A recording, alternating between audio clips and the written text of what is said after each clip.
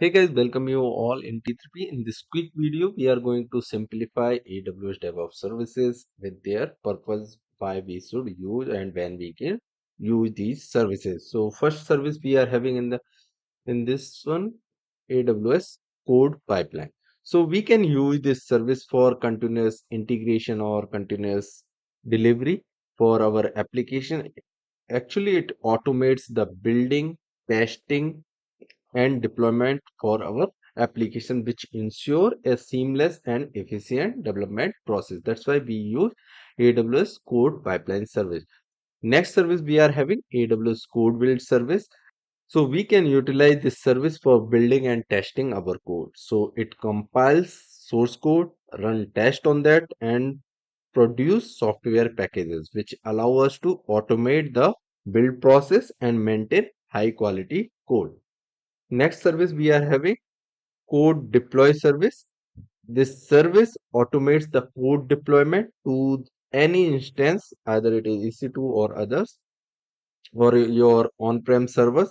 It deals for your organization that need to deploy application across a variety of environments. Either you are using your on-prem server or cloud server, it can help you to deploy your application.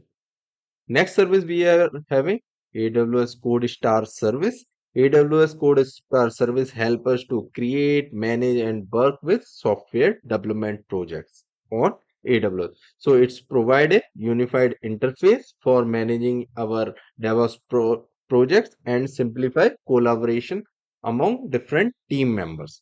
So it's like a project management tool we are having from AWS. Next service we are having AWS Cloud Formation service.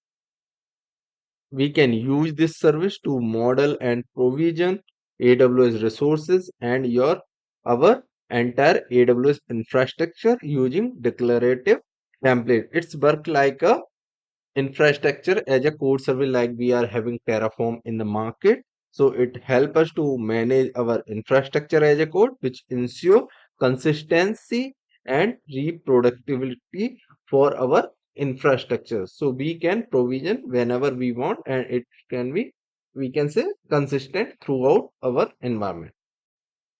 Now let's talk about next service, which is AWS System Manager service.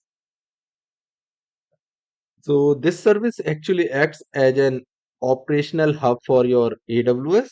So it enable resources and application management insights, and it's a visibility. So it's useful for organization that need to manage and monitor their AWS resources and application at larger scale. So we can use this service mainly for managing and monitoring our AWS resources. That's why it's called System Manager service in AWS.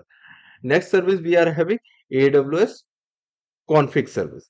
So this service actually enables us to assess, audit and evaluate the configuration of our AWS resources. So it continuously actually monitor and records the configuration of our infrastructure and provide insights into the changes over the time. So this service is very helpful to understand what are the changes going on. Next service we are having AWS ECS service, which is also known as Elastic Container Service. So this service is highly scalable, high performance and container orchestration service, which is developed by AWS, and it supports Docker containers as well. So it's ideal for organizations that need to run and scale containerized application on AWS platform. Next service we are having AWS Lambda service. We can use this service for serverless computing, which allow us to run our code without provisioning or managing in underlying infrastructure or server in AWS. So it's suitable for organizations that need to build and deploy application quickly and cost effectively. So whenever we talk about serverless service in AWS, which help us to run code without provisioning infrastructure, AWS Lambda is very helpful in that. Next service we are having Amazon DynamoDB service. So this service is fully managed NoSQL. Okay, so it is fully managed NoSQL database service that provides fast and predictable performance with seamless scalability, and it's ideal for organization which is looking for flexible and scalable database solution for their application.